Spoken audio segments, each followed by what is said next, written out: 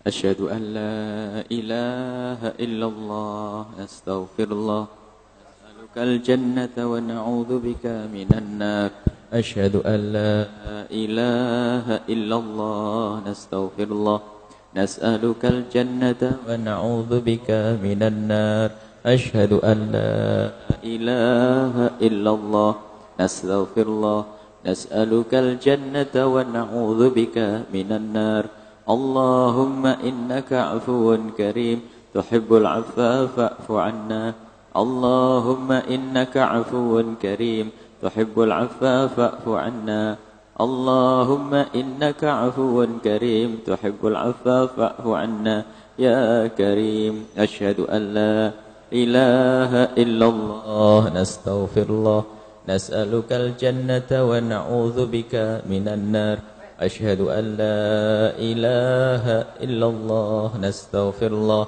نسألك الجنة ونعوذ بك من النار أشهد أن لا إله إلا الله نستغفر الله نسألك الجنة ونعوذ بك من النار اللهم إنك عفو كريم والعفو فاعف عنا اللهم إنك عفو كريم تحب العفو فاعف عنا اللهم إنك عفو كريم والعفو فاعف عنا يا كريم أشهد أن لا إله إلا الله نستغفر الله نسألك الجنة ونعوذ بك من النار أشهد أن لا إله إلا الله نستغفر الله نسألك الجنة ونعوذ بك من النار أشهد أن لا إله إلا الله نستغفر الله نسألك الجنة ونعوذ بك من النار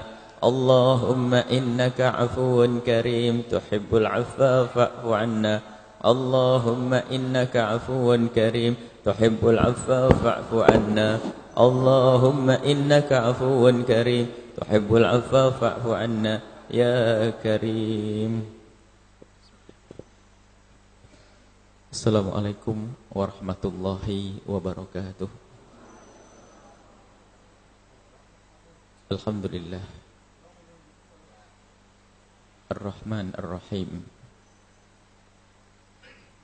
Wassalatullahi wassalamuhu ala habibina Sayyidina Muhammad al-mab'uthi rahmatan lil alamin wa ala alihi al-mutahharin wa ashabihi tayyibin wa tabi'ina lahum bi ihsanin ila yaumiddin. Allahumma ya rabbana irhamna wa la tu'adzibna wansurna wa la takhudhurna wa afina wa la tumridna wa akrimna wa la tuhinna wa athirna wa la tusir alaina innaka ala kulli syai'in qadir. Allahumma ya rabbana ij'alna minal mutahabbina fika minal mutahabbina fika wa anzil ya rabbana fi qulubina rahmata narham biha ibadak a'inna ya rabbana ala dzikrik wa syukrik wa husni ibadatik. Allahumma ya rabbana aslihna wa aslih ahwalana wa aslihna jami'an urzuqna ya rabbana taubata qabla al-maut wa syahadata 'inda al-maut wal jannata ba'da al-maut amma ba'du. Yang kami cintai, yang kami muliakan, hamba-hamba pilihan Allah, hamba-hamba pilihan Allah, hamba-hamba yang telah dimudahkan oleh Allah di saat-saat paling berharga, di saat-saat paling disukai, dicintai oleh Allah untuk bangun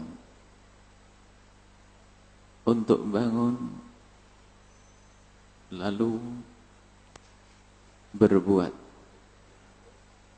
yang diridhai oleh Allah Subhanahu wa ta'ala.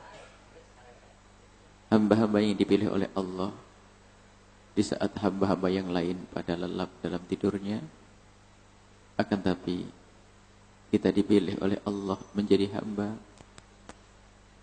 yang bisa untuk menghadiri tempat ini menyisihkan waktu kita. Kita tinggalkan bantal, kita tinggalkan kamar tidur kita. Lalu kita duduk bersama di sini, di tempat yang mulia, di waktu yang mulia, di malam mulia, hari mulia, bulan Ramadan. Sungguh kita saat ini berada di dalam kemuliaan di atas kemuliaan,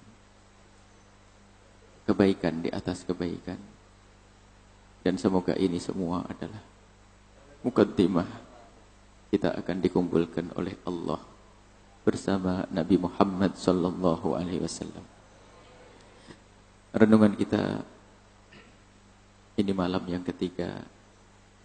Pada pertemuan yang lalu kita belajar untuk menyadari kekurangan kita dengan Allah, berusaha untuk menyadari kesalahan-kesalahan kita yang pasti ada kepada Allah Subhanahu wa taala, yaitu kita masuk wilayah tobat kepada Allah, memasuki wilayah tobat kepada Allah.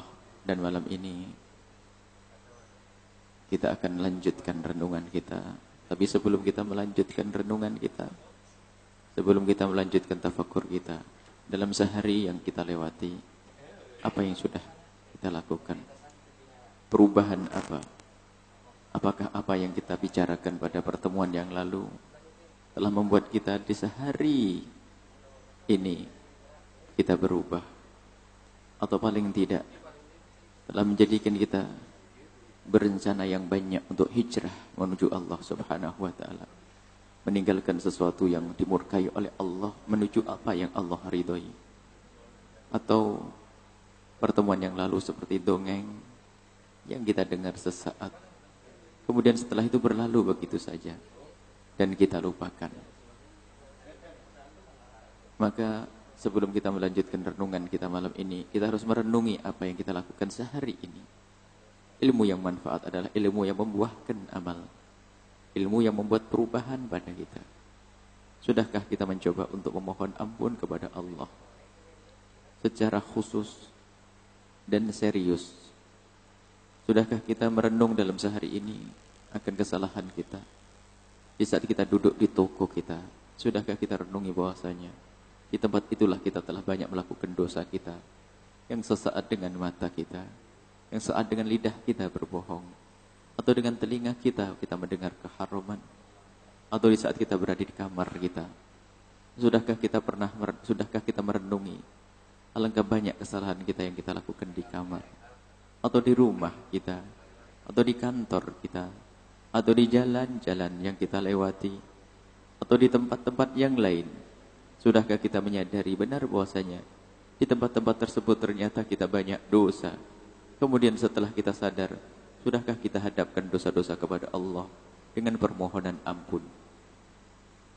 Jika itu pun belum pernah kita lakukan, padahal semalam kita sudah mendengar itu semuanya, lalu apa yang kita cari dari pertemuan kita?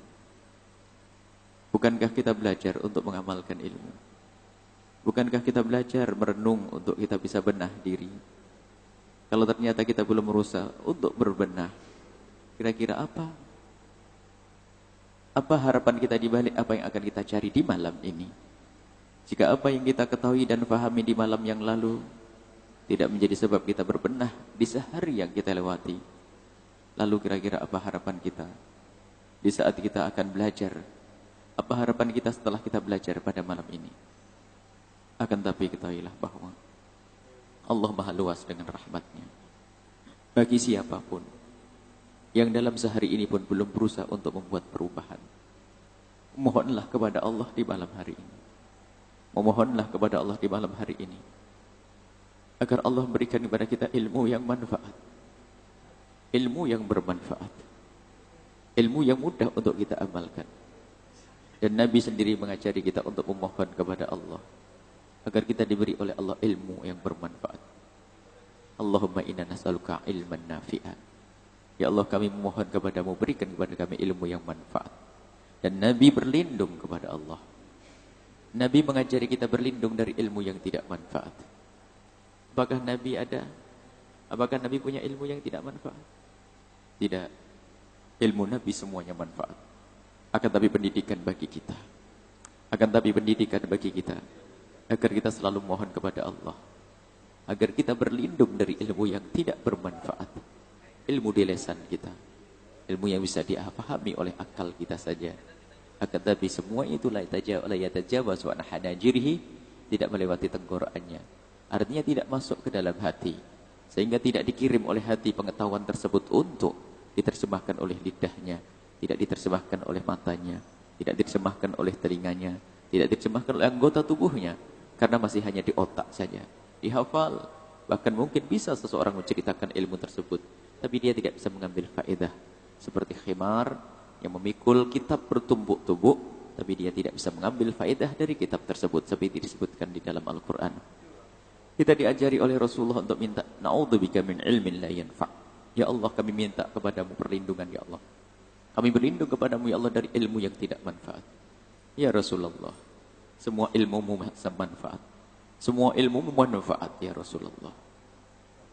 Kami sadar kalau itu untuk kami. Engkau mengajari kami memohon. Maka malam ini, ya Rasulullah, kami mohon kepada Tuhanmu, Allah, untuk mendapatkan ilmu yang manfaat. Allahumma ya Allah, berikan kepada kami ilmu yang manfaat. Wa amal lillahi rufa. Nabi mengajari, ya Allah, kami berlindung kepadamu dari amal yang tidak kau terima. Wa qalbin la yakhsha. Dan kami berlindung kepadamu dari hati yang tidak khusyuk. Dan kami mohon perlindungan kepadamu, ya Allah, wa ainin la tadma', dari mata yang tidak pernah meneteskan air mata. Air mata. Mata yang tidak menitikkan air mata karena kerasnya hati, sehingga tidak pernah menitikkan air mata karena menyesali kesalahannya, atau tidak pernah menitikkan air mata karena kerinduannya kepada Allah Subhanahu wa taala.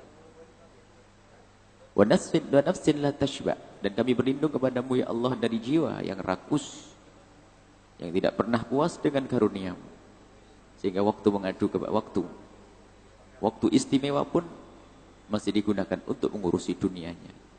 Tidak punya waktu khusus kepada Allah, karena dikuasai dengan ketamaan di dalam hatinya. Berlindung kita dari itu semuanya, dan itu diajarkan oleh Nabi Muhammad SAW. Baik, sering-seringlah memohon kepada Allah untuk diberi ilmu yang manfaat. Dan semoga apa yang akan kita dapatkan dari ilmu-ilmu yang akan datang adalah ilmu yang bermanfaat untuk kita semua. Kata Imam Ghazali, ilmu yang manfaat ada hubungannya dengan niat di dalam hatimu. Kalau niatmu benar karena Allah, dan niatmu benar mencari ilmu untuk kau amalkan, maka niscaya di saat kau mendapatkan ilmu akan mudah untuk mengamalkannya. Baik, kita merenungi untuk apa? Kita merenungi apa yang sudah kita lewati di hari kemarin, untuk koreksi diri apa yang sudah kita lakukan. Kalau ternyata belum, teruslah memohon kepada Allah. Allah Maha Kasih. Sekeras apapun hatimu, Allah lah yang menciptakan hati kita. Sejahat apapun perilaku kita, Allah adalah yang menguasai kita. Memohonlah kepada Allah untuk dilembutkan hati kita, untuk dimudahkan kita untuk menitikkan air mata, untuk dimudahkan kita mengamalkan ilmu yang Allah berikan kepada kita. Dan renungan kita malam ini adalah bagaimana kita merenungi urusan kita dengan sesama manusia. Dosa yang kita lakukan dengan sesama manusia. Kalau dosa kepada Allah begitu mudah kita untuk memohon ampun.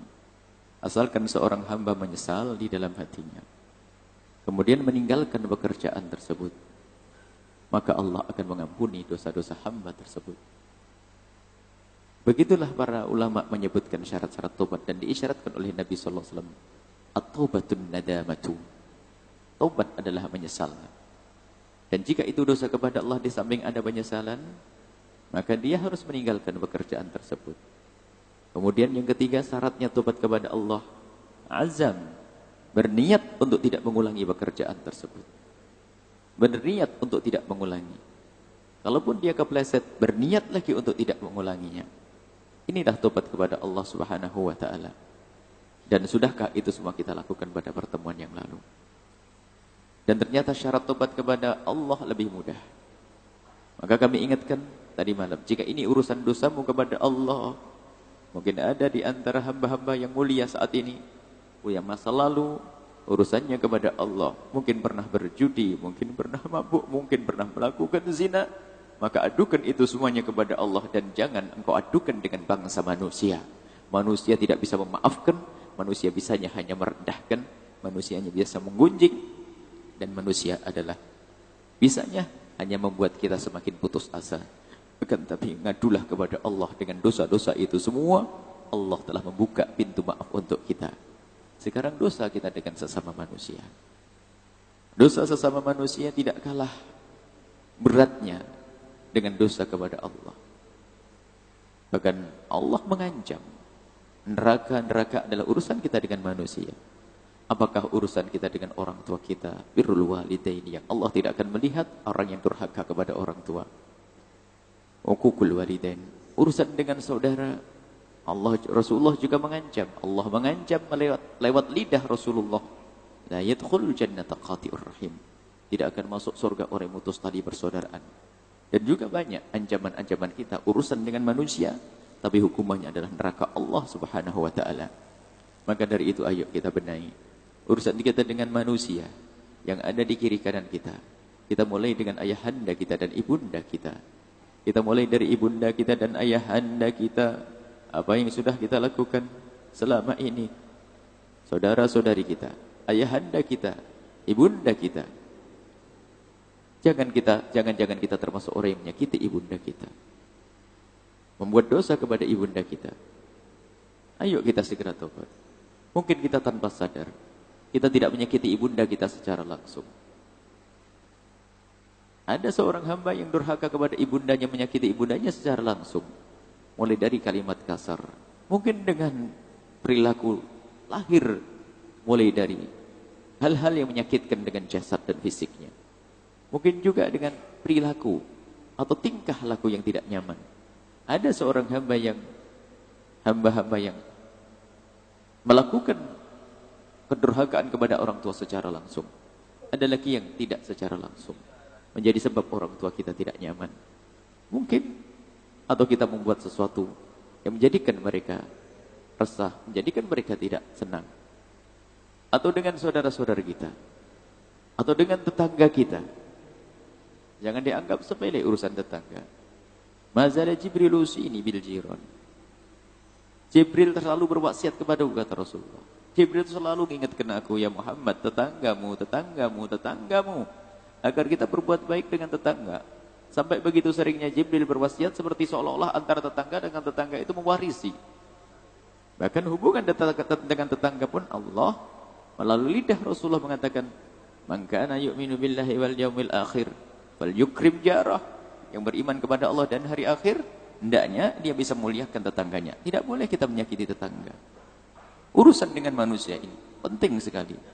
Dan awas, banyak dosa-dosa itu rata-rata adalah urusan kita dengan manusia yang menjadikan Allah murka. Mulai dari yang namanya menggunjing. Menggunjing adalah di saat kita urusan dengan manusia. Maka harus kita benahi urusan kita dengan manusia. Menggunjing dengan manusia. Dan banyak dosa yang dilakukan seorang hamba adalah urusan dengan manusia. Urusan dengan manusia. Dan kalau sudah dosa dengan manusia ini berat. Syarat tobatnya tidak cukup 3 yang disebutkan tadi. Nanti ada tambahannya bagaimana kita harus mencari ridho dari orang tua, orang tersebut. Makanya ayo kita waspada. Dan bagi siapapun yang sudah punya kesalahan dengan saudara dan sahabatnya, jangan menunda untuk tobat. Jangan menunda untuk tobat. Kita tidak ingin kesalahan itu nanti menjadi bahan untuk kita dituntut di saat kita berada di padang mahsyar. Kita tidak ingin kesalahan yang kita lakukan dengan saudara kita muncul di alam barzah, muncul di padang mahsyar di saat tidak ada lagi pertolongan kecuali pertolongan Allah. Mengerikan saat itu. Dan nanti disebut oleh Nabi SAW, ada orang yang terlihat baik di dunia. Oh, di dunia seperti ahli surga. Kalau kita tanya tentang solatnya, dia solat melakukan solat yang banyak.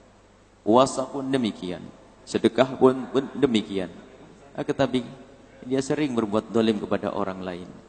Maka disebut oleh Rasulullah sebagai seorang al-muflis. Nabi bertanya kepada sahabat Nabi, "Atadruna manil muflis?" Apakah kamu tahu siapa orang yang bangkrut itu? Siapa orang bangkrut? Sahabat Nabi faham, karena di antara mereka ada banyak yang berdagang-berdagang, saudagar-saudagar kaya. Mereka menjawab spontan, "Na'am ya Rasulullah, al-muflis, orang bangkrut adalah orang man la dirham wa lahu mata." Orang yang tidak punya duit dan tidak punya barang dagangan, habis ludes barang dagangannya dalam sebuah usaha. Nabi menjawab, "La, bukan itu orang muflis. Akan tapi orang muflis adalah, orang bangkrut adalah tuh orang yang ahli ibadah, yang terlihat sholat, terlihat zakat, terlihat mempunyai banyak kebaikan. Ya'ti yaumal qiyamati bi sholatin wa zakatin wa siyamin." Datang di hari kiamat dengan kebaikannya. Di dunia Masya Allah terlihat dengan amal baiknya. Sholatnya Masya Allah. Bangun malam tidak pernah putus. Puasa tidak pernah putus. Akan tapi, waqad daraba hadha, wa syatama hadha, wa qadhafa hadha, wa akhadha mala hadha.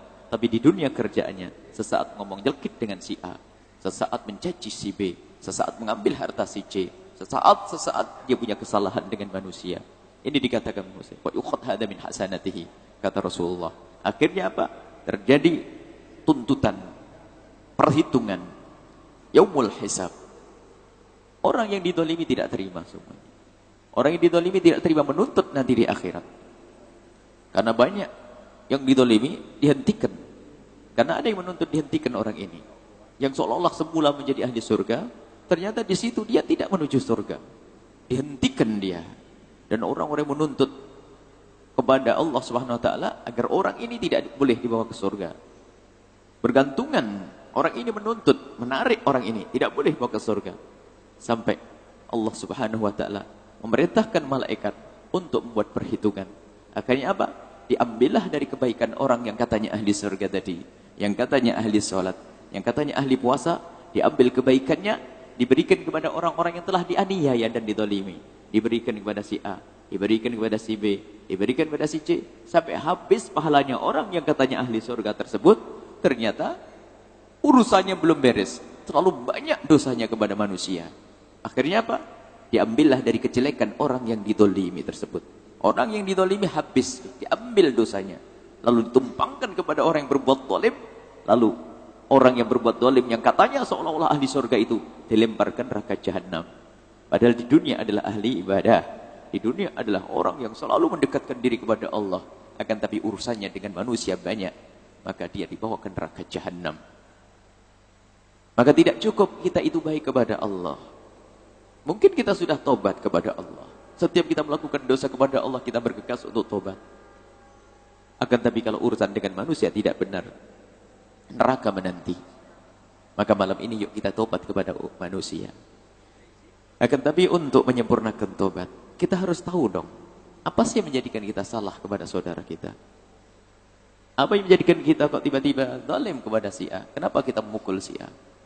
Kenapa kita menggunjing si B? Kenapa kita dengan tega mengambil harta saudara? Na'udzubillah. Kenapa itu semuanya terjadi? Ada yang kurang. Ada yang salah dalam kita berurusan dengan sesama. Di situ ada sebab besar. Sebab kita melakukan itu semuanya. Sebab kita bisa berbohong kepada saudara kita. Sebab kita berkata kasar dengan saudara kita. Ada yang kurang di dalam hati kita, yaitu hilangnya mahabbah di hati kita, hilangnya cinta di hati kita, hilangnya rahmat di hati kita. Nah, kalau sudah tidak ada rahmat dan cinta, tidak ada, tobat itu akan terulang kembali. Penyesalan kita, kesalahan kita dengan sesama, kalaupun kita minta maaf hari ini, esok pun akan terulang lagi. Maka kita saat ini perlu pintas kita membangun apa yang ada di hati kita, yaitu membangun cinta. Bagaimana urusanmu dengan saudaramu? Kenapa kebencian harus kita piara di dalam hati? Kenapa dengki, dendam kita suburkan di hati kita? Kenapa? Bukankah Nabi mengajari kita untuk mengajak kepada kebaikan? Al-Quran mengajarkan kita untuk selalu mengajak kepada kebaikan. Mengajak kebaikan ini apa? Membawa umat kepada ridho Allah. Menghantarkan hamba-hamba Allah ke surga. Juru dakwah, para ustadz, guru-guru mulia mengajari kita agar kita bisa menjadi pembawa umat kepada Allah Subhanahu wa taala. Jangan sampai kita membiarkan satu orang masuk neraka jahanam. Jangan sampai kita membiarkan satu orang dimurkai oleh Allah Subhanahu wa taala. Ini tidak mungkin terjadi juru dakwah yang sesungguhnya kecuali dengan hati yang mahabbah, hati cinta. Sehingga dengan hati yang mencintai ini tidak akan rela jika hamba-hamba Allah itu masuk ke neraka. Hamba Allah itu disakiti dengan cinta. Maka dengan cinta ini akan menjadikan seorang yang memiliki hati mencintai akan berbuat dengan apapun yang bisa ia lakukan sesaat dengan matanya. Pandangannya sejuk dengan yang dicintainya. Pandangannya lembut dengan yang dicintainya. Tutur katanya pun lembut. Tangannya pun akan digunakan untuk memberikan pertolongan kepada orang yang dicintai. Sehingga apa? Susah untuk menyakitinya. Jadi ini sebabnya. Tapi kalau sudah hilang cinta ini, tidak pandang bapaknya sama ibunya sama, terjadi permusuhan. Rebutan waris.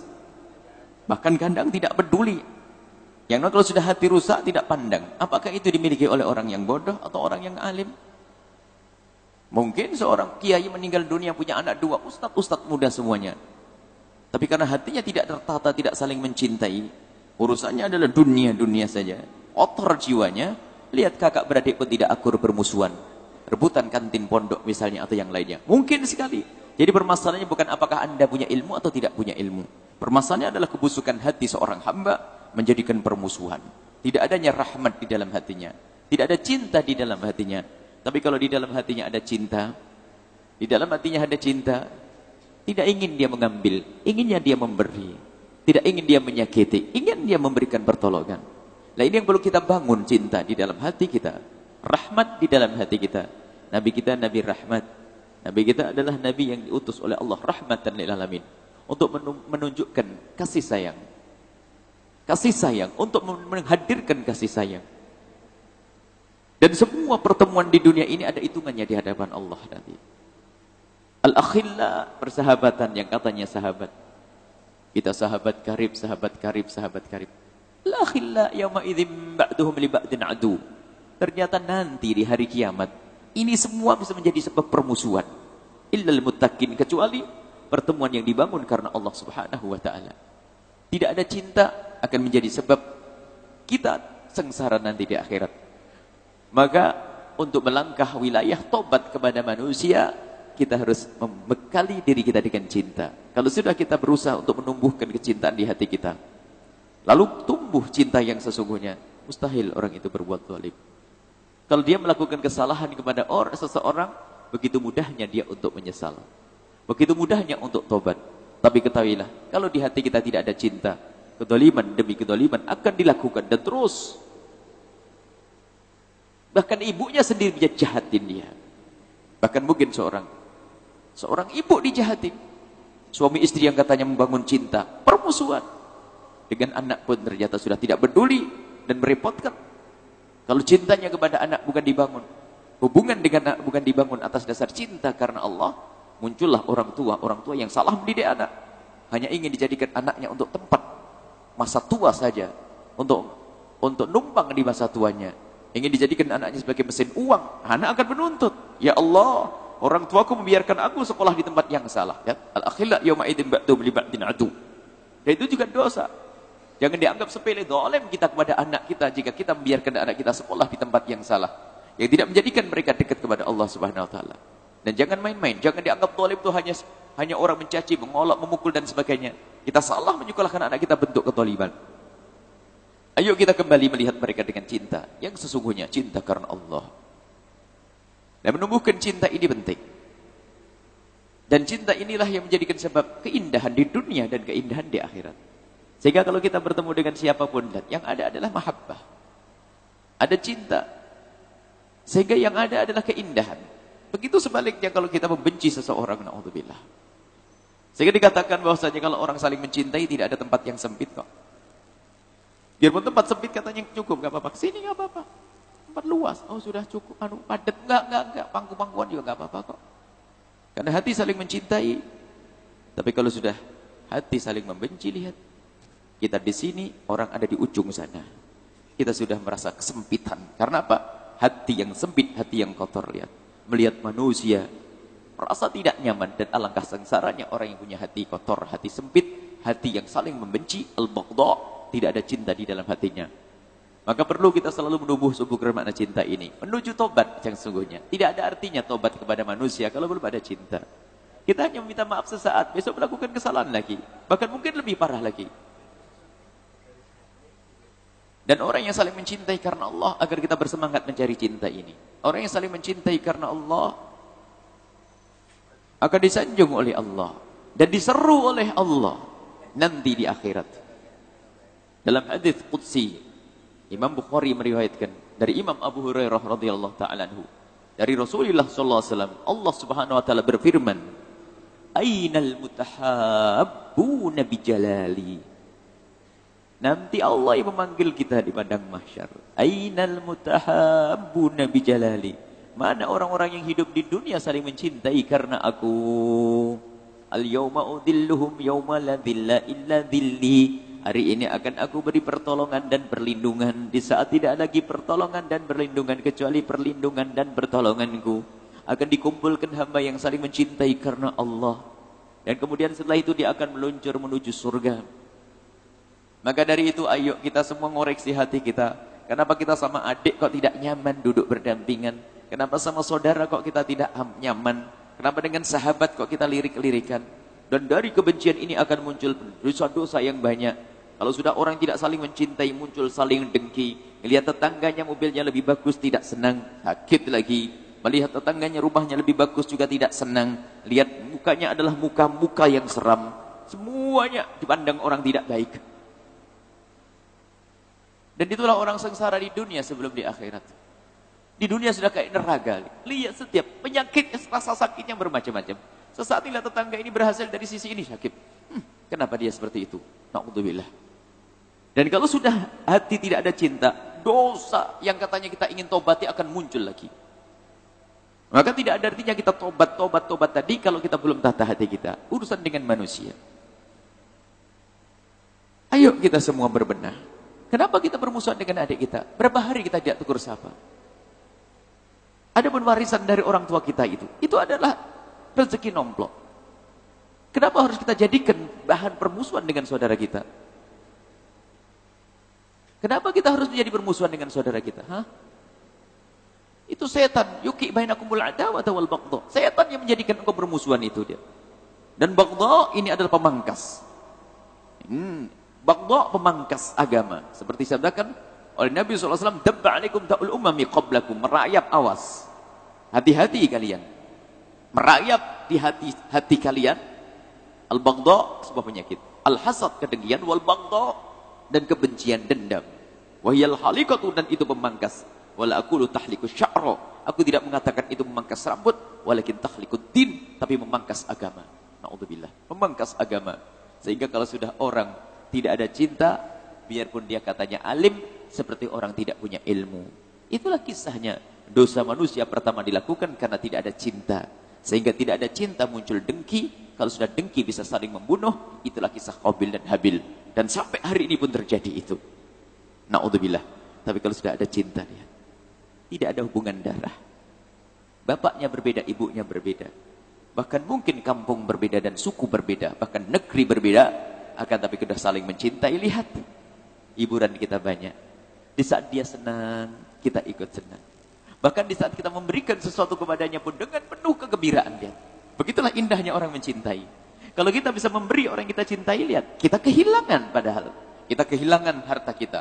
Kita kehilangan duit kita. Kita kehilangan apa yang kita miliki, tapi kita berikan kepada yang kita cintai, hiburan lagi. Melihat dia bahagia, kita senang. Alangkah indahnya. Ini di dunia indah. Di akhirat lebih indah lagi. Tapi nasib buruk orang yang saling mencintai. Di dunia sudah tersiksa, di akhirat lebih serem, lebih mengerikan lagi. Apakah setelah itu kita masih akan miara kebencian di hati kita? Dengki, dendam di hati kita. Dendam, benci di hati kita. Itu menjadikan sebab kita punya dosa banyak dengan sesama manusia. Pandanglah mereka dengan kasih dan cinta. Lihat saudara-saudara kita. Pandang mereka adalah sebagai jembatan, sebagai tiang, sebagai tangga untuk menuju Allah Subhanahu wa taala. Sehingga hubungan kita dengan manusia karena Allah. Itu aku melihat dia karena Allah. Membangun cinta dengan sesama manusia. Ada sebab-sebab orang bisa mencintai. Ini di antara singkat saja tanda cinta untuk menumbuhkan cinta di antara kita. Dan cinta itu apa dulu? Cinta adalah menginginkan kebaikan. Baik itu di dunia atau di akhirat. Menginginkan kebaikan untuk orang yang kita cintai. Paling mudah dan paling gampang untuk diucapkan. Tapi susah dilakukan ternyata. Tidak pakai modal. Biasakan Anda melintaskan di hati permohonan kepada Allah atau doa untuk kebaikan untuk orang-orang tersebut. Maka biasakan kita untuk mendoakan orang-orang yang saat ini bermasalah dengan kita, yang sering menyakiti kita. Mungkin ada di antara kita punya saudara yang suka menyakiti kita. Jangan Anda mendoakan doa yang jelek. Bukankah tugasmu adalah membawa orang kepada kebaikan? Tugasmu adalah mengemban tugasnya Rasulullah untuk membawa orang kepada kemuliaan, membawa orang ke surga. Maka jangan sampai ada di antara kita rela jika ada saudaranya masuk neraka. Jangan sampai ada di antara kita rela ada saudaranya terjerumus dalam murka Allah. Ini jiwa dakwah yang sesungguhnya. Maka jangan sampai ada di antara kita menginginkan orang lain masuk neraka. Maka selalu manjatkan doa. Mungkin orang itu berbuat salah kepada kita dengan kesalahan yang fatal dan fatal dan fatal. Tapi jangan sekali-kali kita mendoakan doa jelek kepada mereka. Pastikan itu. Sebelum kita bisa memohon maaf nanti. Sebelum kita memberi kebaikan secara nyata, tapi paling tidak berikan kebaikan untuk mereka dengan panjatan doa. Ya Allah, orang itu berbuat jahil kepadaku. Orang itu menyakitiku, ya Allah. Berikan kepadanya kebaikan, ya Allah. Jadikan dia adalah ahli surga, ya Allah. Kita mulai dari sini. Kalau dari yang gampang ini saja Anda belum bisa, mau kemana setelah itu? Mau membawa pisau untuk menusuk perutnya dia? Atau tiba-tiba mengambil harta mereka untuk menuju neraka jahanam? Mau apa? Kenapa masih kita piara dendam di dalam hati? Kenapa kok susah banget minta maaf? Hanya kesombongan kita saja. Gara-gara aku lebih tua kok ngapain aku datang kepada adik saya? Jangan memandang. Urusan tua muda itu hanya masalah lahir dulu dan lahir berikut. Urusan kita di hadapan Allah adalah sama. Biarpun itu adalah adik kita yang berbuat salah, tidak usah kita perlu mempertahankan kesombongan kita. Adik harus ngadu buat saya, oh tidak. Saya sebagai orang yang tua, karena saya juga mencari keselamatan di hadapan Allah, biar aku yang mengalah, datang kepada adikku. Kalau ternyata kita punya adik tidak punya kesadaran, lupakan kesombongan. Tidak usah mengatakan saya harus seorang pemimpin kok minta kepada rakyat minta maaf pada rakyat, tidak. Atau mungkin seorang suami gengsi minta maaf kepada istri, lupakan gengsi dan kesombongan. Selagi kita merasa bersalah, ayo kita segera datang meminta maaf. Urusan kita adalah dengan Allah, bukan dengan manusia itu saja. Kita punya urusan dengan Allah. Kenapa harus kita piara kesombongan? Ayo segera kita minta maaf. Dan segera kita doakan dengan doa kebaikan. Doa kebaikan, doa kebaikan, doa kebaikan. Ini paling mudah, paling pertama, paling ringannya kita menjaga. Menumbuhkan makna cinta. Baru setelah itu kita memberikan hadiah dan sebagainya. Ya, beri hadiah. Lah kalau ini belum ditata hati meminta maaf. Kapok-kapok lombok, minta maaf hari ini, sampai yang mau minta maaf, besok gitu lagi. Mungkin begitu kan kita. Karena kita belum sadar dari hati kita. Belum sadar bahwasanya aku harus berbuat baik kepada mereka semuanya itu. Kita mula-mula mendoakan saja dahulu sudah. Jangan menyimpan dendam, na'udzubillah. Jangan menyimpan dendam untuk menghindari dosa. Jadi sumber dosanya ini kita hapus dulu, kita bersihkan dulu. Apa artinya orang membersihkan aliran air, katanya bau busuk, bau bangkai. Dibersihkan aliran airnya. Dibersihkan setiap hari, tetap busuk karena apa? Sumbernya sana ada bangkai sapinya yang belum dibersihkan. Hati kita yang kotor. Biarpun kita minta maaf, besok kita akan melakukan dosa lagi. Karena apa? Urusan kita belum benar. Hati ini harus kita tata. Kalau sudah hati bersih, lihat. Minta maaf enteng baginya. Ini kunci. Minta maaf mudah baginya. Hatinya saling mencintai. Dan dia tidak ragu, kalaupun dia dicaci dan diolok, dia pasti tambah karena aku mencintainya. Karena Allah subhanahu wa ta'ala. Sekarang ayo kita, jangan sampai kita ragu untuk mendoakan saudara kita. Khususnya orang yang bermasalah dengan kita. Lupakan dendam. Kalau kita melihat sesuatu yang menjadikan hati kita marah, lupakan itu semua. Kadang malah disimpan, na'udzubillah. Ada manusia-manusia busuk paling senang untuk menyimpan kesalahan orang.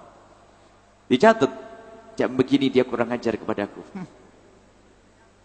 HP-nya pun yang semula katanya untuk berkomunikasi baik dengan orang lain, tentunya HP untuknya menyimpan SMS yang jahat.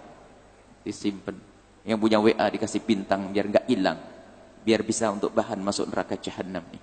Menanamkan kebencian di dalam hati. Ada apa itu semuanya? Berusahalah jika ada orang berbuat salah kepada kita hari ini, esok kita sudah lupa. Itulah kemuliaanmu. Urusan pribadi ya, bukan dosa kepada Allah ini. Urusan orang berbuat salah kepada kita, menyakiti kita, mengambil duit kita, memukul kita, mencaci kita, menggunjing kita, memfitnah kita, serahkan kepada Allah. Kita doakan dengan doa kebaikan. Gak usah kita mendendam. Nah ini loh kunci untuk tobat wilayah. Tobat yang kita masuki, kita tobat dengan manusia. Kalau ini belum ditata hati kita, belum ditata, apa artinya permohonan maaf kita dengan saudara kita? Biarpun setelah itu memang benar kita harus minta maaf kepadanya. Dengan kerinduan kepada Allah. Sampai dikatakan, ada salah satu sahabat Nabi SAW, sebelum tidur dia ingat bahwasanya dia tadi rupanya ngomong tidak enak dengan sahabatnya. Semalam dia tidak bisa tidur. Mau keluar sudah malam, tidak pantas keluar di tengah malam. Mau tidur takut mati dalam keadaan dia belum minta maaf dengan saudaranya. Nunggu sampai pagi. Menjelang subuh pergi ke masjid, ditunggu di depan masjid. Dicari sahabatnya tadi. Di saat datang berangkulan dan meminta maaf. Semalam gak bisa tidur. Gara-gara ngomong kepleset, ngomong salah. Dan salahnya pun tidak berat. Akan tapi apa? Banyak di antara kita lihat, sudah banyak salah dengan manusia. Oh, bisa sujud menangis-nangis di depan mihrab. Ngapain ente nangis? Hah? Urusi dulu hatimu dengan manusia. Urusan dengan Allah mah enteng, sepele. Sholat 5 waktu. Tok, anggap saja. Kalau ada orang kerjaannya hanya sholat 5 waktu saja. Puasa Ramadan saja. Haji kalau punya duit. Zakat sesuai ala kadarnya dengan aturannya. Nggak pakai model sunnah, nggak model iktikaf, nggak model ini. Tapi kalau dia benar dengan manusia, tempatnya di surga. Begitu sebaliknya itu manusia yang rugi. Manusia yang muflis, yang bangkrut, kelihatannya sholatnya banyak, ibadahnya banyak, iktikafnya banyak, tapi urusannya dengan manusia enggak benar, ternyata ditunggu oleh neraka jahanam. Itu yang dipanggil hal min mazid. Tambahanku masih ada tuh orang ahli sholat, tapi hatinya enggak benar dengan manusia lain.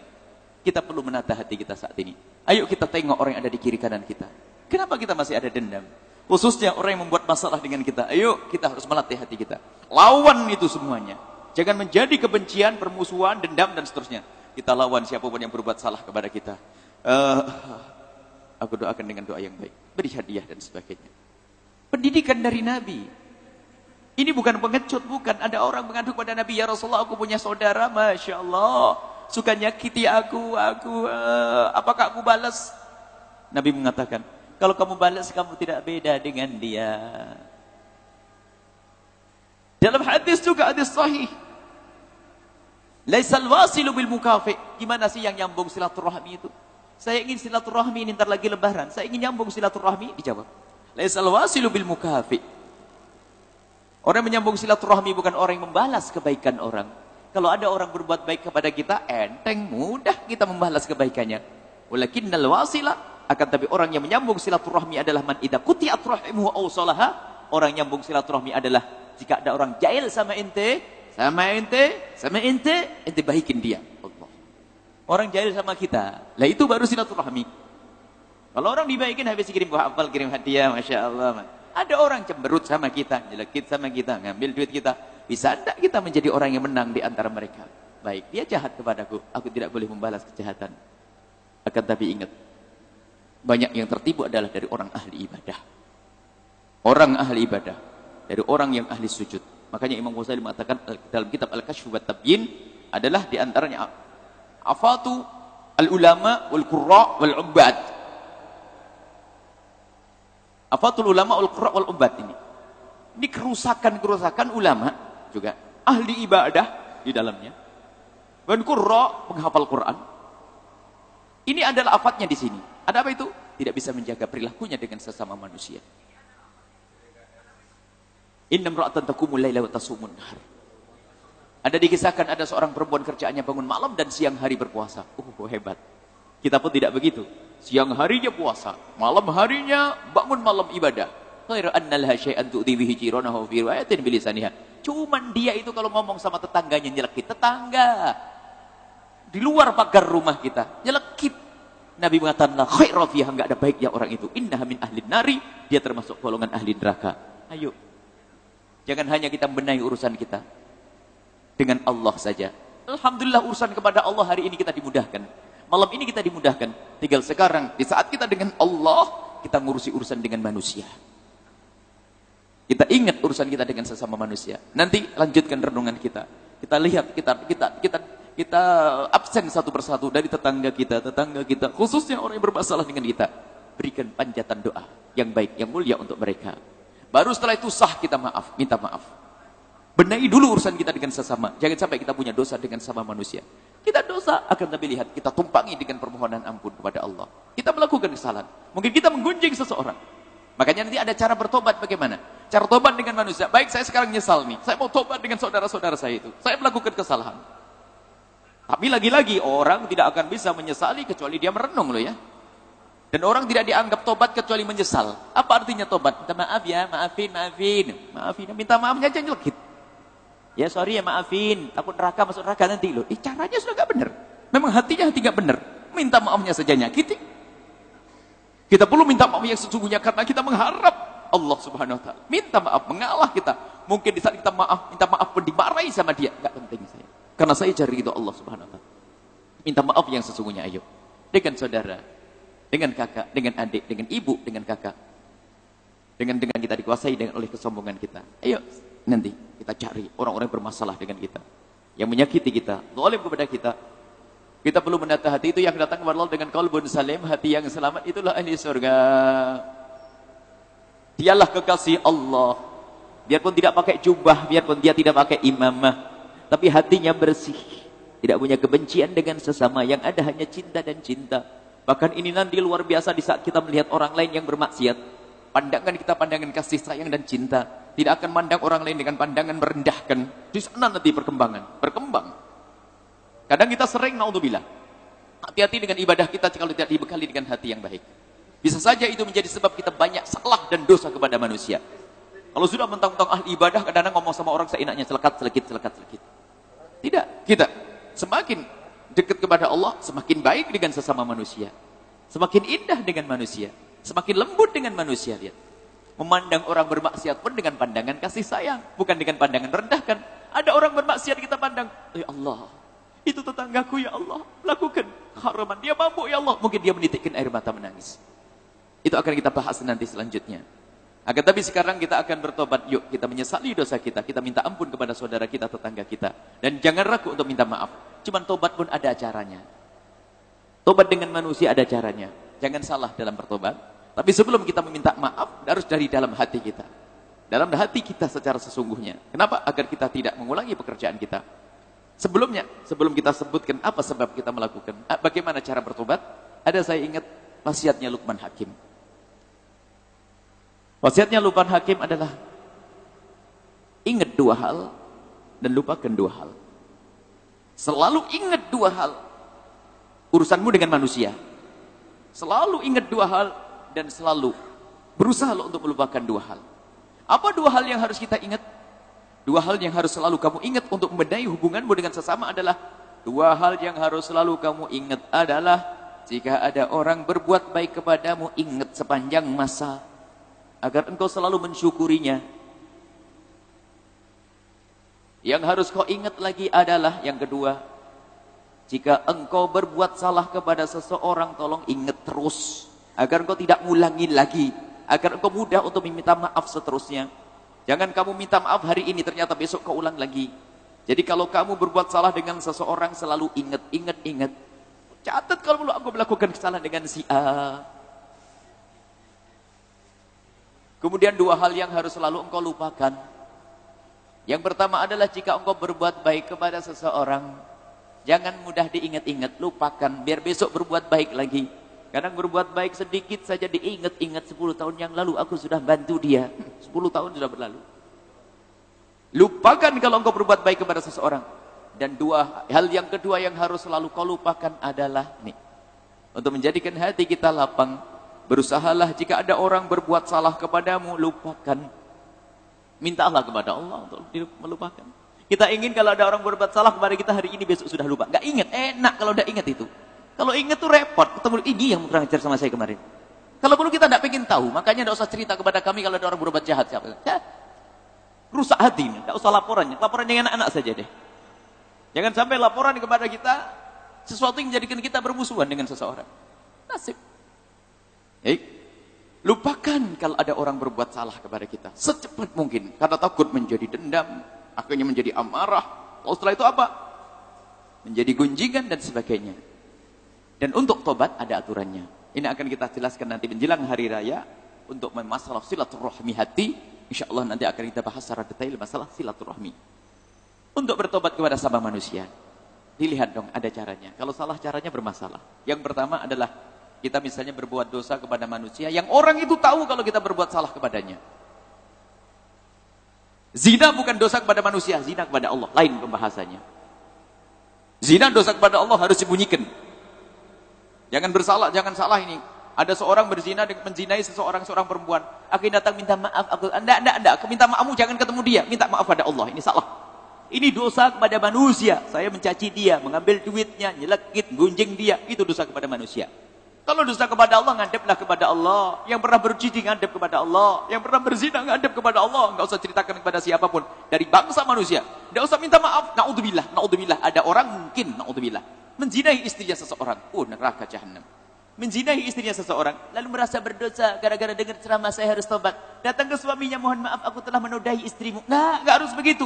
Kalau urusanmu dosa kepada Allah, cukup menangis sana di musolamu sana. Kau menangis kepada Allah sudah. Tidak usah minta maaf kepada suaminya, kepada istrinya. Karena itu urusanmu kepada Allah.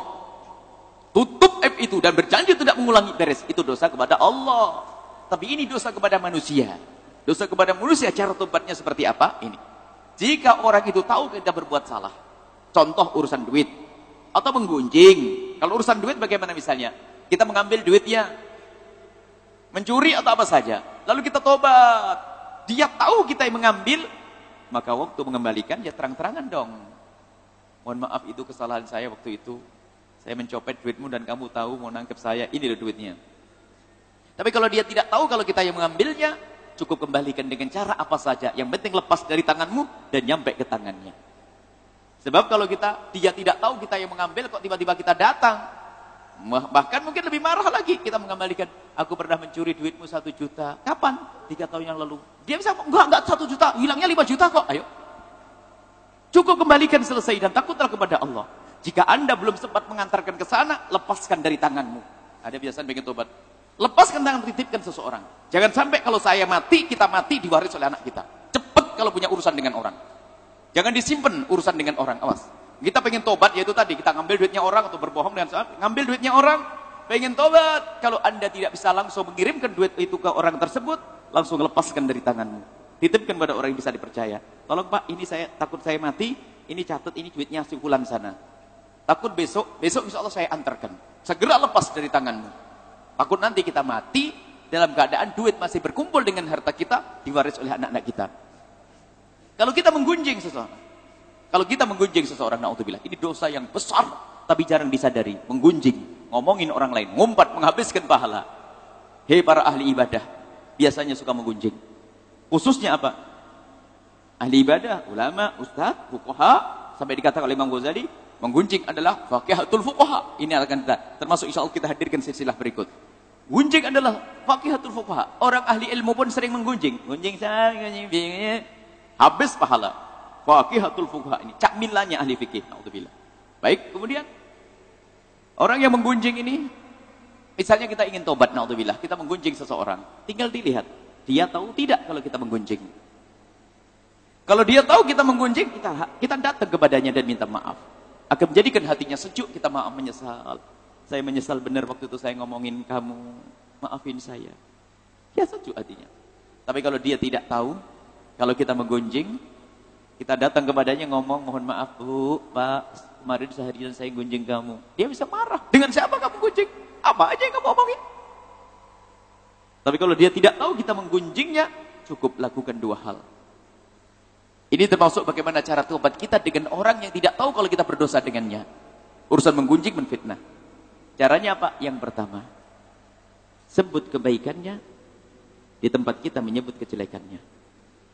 Sebut kebaikannya di tempat kita menyebut kejelekannya. Sebab mengumpat, menggunjing adalah menyebutkan kejelekannya. Yang pertama itu. Yang kedua adalah minta ampun kepada Allah untuknya dan untuk dirimu. Ya Allah, ampuni aku dan dia ya Allah. Ampuni aku dan dia ya Allah. Maka dengan begitu, lihat, Allah akan mengampuni kita. Baik, ayo kita benahi urusan kita dengan sesama manusia. Yang punya urusan warisan, ahli neraka yang berjalan di atas bumi. Berebut waris. Khususnya waris nanti juga akan kita bahas. Wah, sensitif urusan waris ini. Wah, setannya gede-gede. Urusan meja kaki sebelah saja sudah bikin ribut urusan neraka ini. Warisan. Nggak ada nilainya waris itu. Rebut, na'udzubillah, nggak tahu. Kenapa manusia ini kalau sudah teman saudaranya tanya tentang waris langsung sensitif? Kenapa? Karena di dalam otaknya sudah dikuasai setan dan hatinya. Ahli neraka. Ada orang kalau tanya, bang, rumah abah ini kan belum diwaris. Padahal dia butuh dan bahasa baik padahal ngomong sama abangnya. Gimana kalau kita jual? Hah, apaan? Warisan. Innalillah. Ini termasuk ini, na'udzubillah. Ada iblis di dalam dirinya. Atau dia sendiri iblis memang. Urusan kadang tidak ada nilainya, waris, macam-macam. Dosa dilakukan karena kebusukan jiwa, kebusukan hati. Baik, insya Allah mulai hari ini, detik ini, ayo kita merenung. Tanamkan kecintaan di hati kita. Dimulai dengan mendoakan dia dengan doa-doa yang baik. Dan ini nanti akan kami bahas detail tentang silaturahim yang sesungguhnya. Tapi mulainya, kita tidak ada artinya untuk bertobat dengan sesama manusia kalau tidak kita mulai dari hati kita. Sudah jangan menyimpan dendam, hei hamba Allah. Rugi kalau Anda menyimpan dendam. Menjadikan dosa-dosa yang lain kita lakukan. Sejahat apapun orang itu kepada kita. Yuk kita doakan, ya Allah. Berikan kepadanya segala kebaikan, ya Allah. Gak perlu mendendam. Itulah orang yang menyambung silaturahmi. Kemudian setelah itu kita doakan dengan doa kebaikan. Untung-untung di esok hari, kita dengan amal nyata memberikan kebaikan kepada orang tersebut. Memberikan hadiah dan sebagainya. Baik, tengok ibundamu, ayahandamu, saudaramu, tetanggamu, anak-anakmu. Jika punya dosa, segera selesaikan sebelum ajal menjemput kita. Kalau sudah ajal menjemput kita, ya, tidak ada guna. Dosa akan dibawa ke alam barzah, na'udzubillah, mengerikan. Baik, ini saja yang bisa kami hadirkan untuk bahan renungan. Yang sesungguhnya jangan punya dendam kepada siapapun, itu menjadi sebab kita melakukan dosa yang banyak. Yang punya kesalahan dengan seseorang, ayo segera tobat. Kesalahan seseorang, kezaliman dengan seseorang, ayo kita minta ampun kepadanya. Jangan sampai saudara kita nanti menuntut kita di akhirat nanti. Takutlah kepada Allah agar ibadah kita saat ini berarti. Termasuk ini yang disebutkan, termasuk menjadi sebab dosa kita tidak diampuni biarpun kita menangis-nangis di waktu yang Allah menyeru pengampunan seperti jam sekarang. Saat tempat ini Allah menyeru hal min mustaghfirin fa'afirullah. Siapa minta ampun kepada aku akan aku ampuni saat ini, detik ini. Illa musyahin, kecuali orang yang bermusuhan. Al-baghdha, yang punya baghdha punya. Yang punya musyahanah, yang punya kebencian dengan sesama, enggak diampuni oleh Allah. Enggak diampuni oleh Allah. Nangis-nangis di mihrab, ngapain lu nangis, ya? Ngapain nangis? Beresi dulu urusanmu dengan manusia. Setelah itu lihat indah, pulang ke rumah. Tanpa ragu kita mencium tangan ibunda kita, mohon ampun. Tanpa ragu kita minta maaf kepada istri kita. Tanpa ragu minta maaf kepada suami. Tanpa ragu esok pagi kita bertemu dengan tetangga dengan membawa hadiah. Inilah ahli surga yang mendapatkan Lailatul Qadar di malam ini. Tanpa ragu kita datang kepada sahabat kita dengan hadiah, dengan permohonan maaf. Inilah ahli surga. Kalau tidak begitu mau jadi apa kita? Apa artinya malam ini pertemuan kita?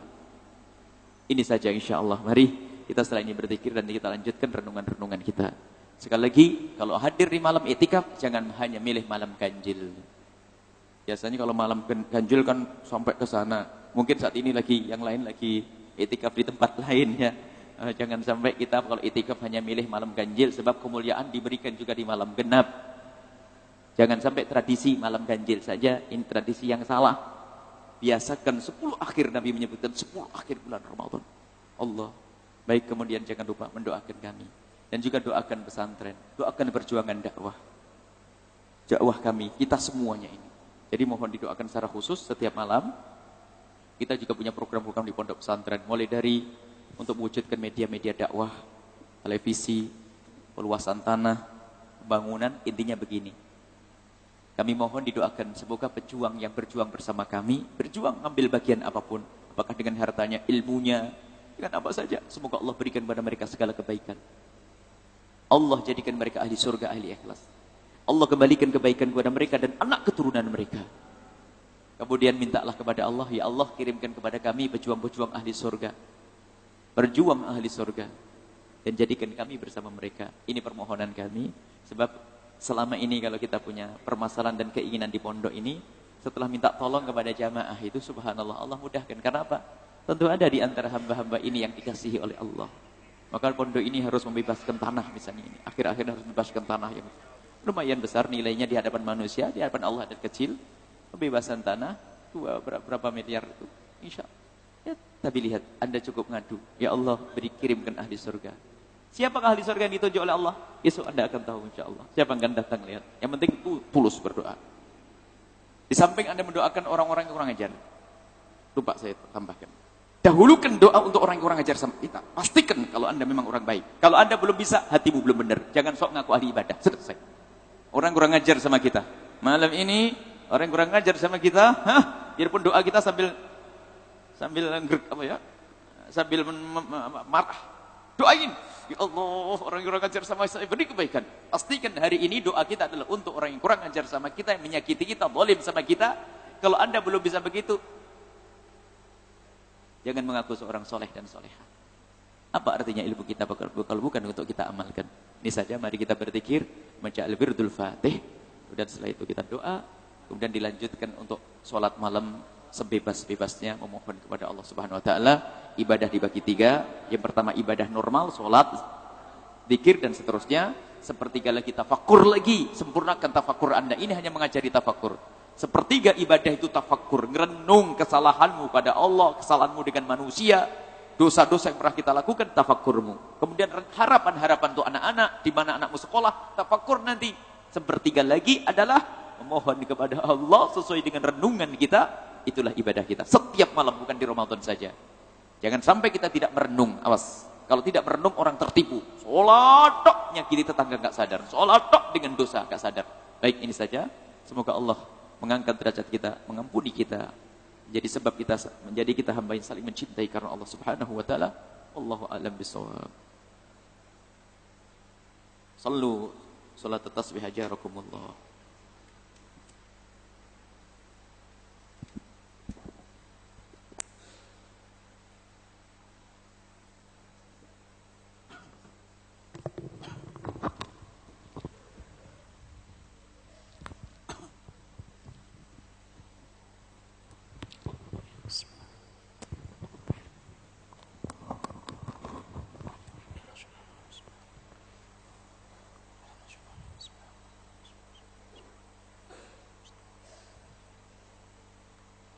Allahu Akbar.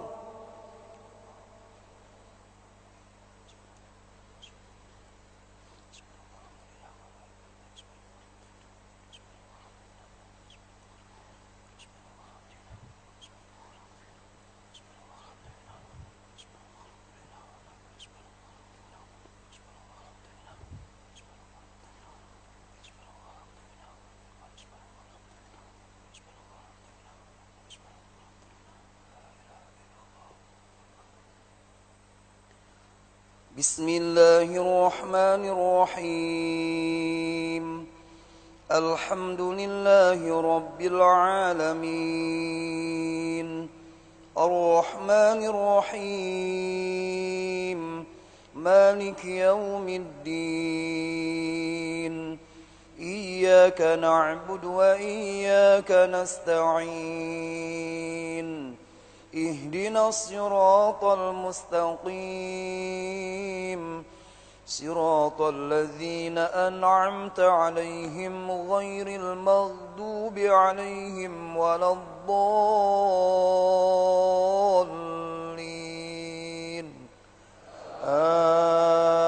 آمين بسم الله الرحمن الرحيم ألم تر كيف فعل ربك بأصحاب الفيل ألم يجعل كيدهم في تضليل وأرسل عليهم طيرا أبابيل ترميهم بحجارة من سجيل فجعلهم كعصف مأكول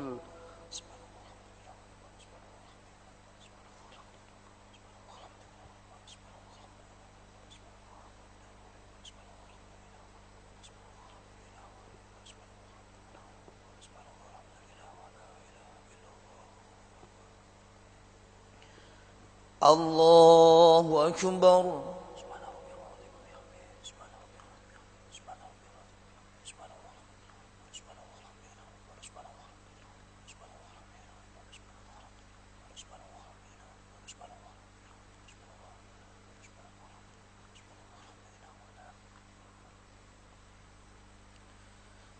سمع الله لمن حمده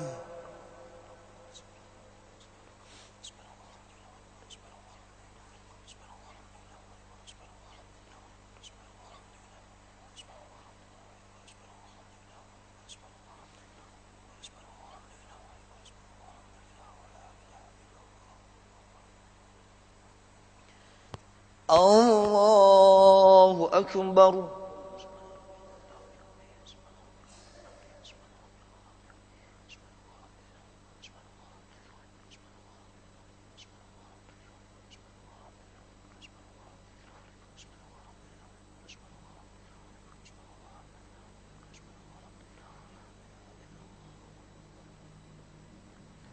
الله أكبر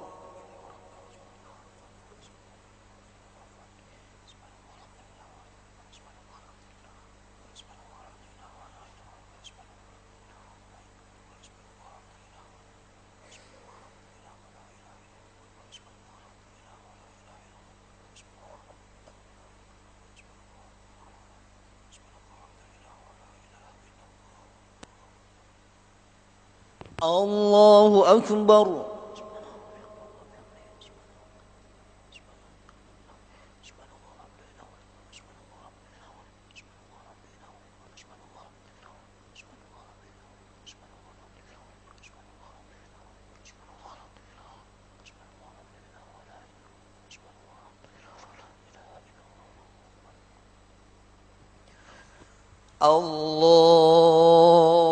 الله أكبر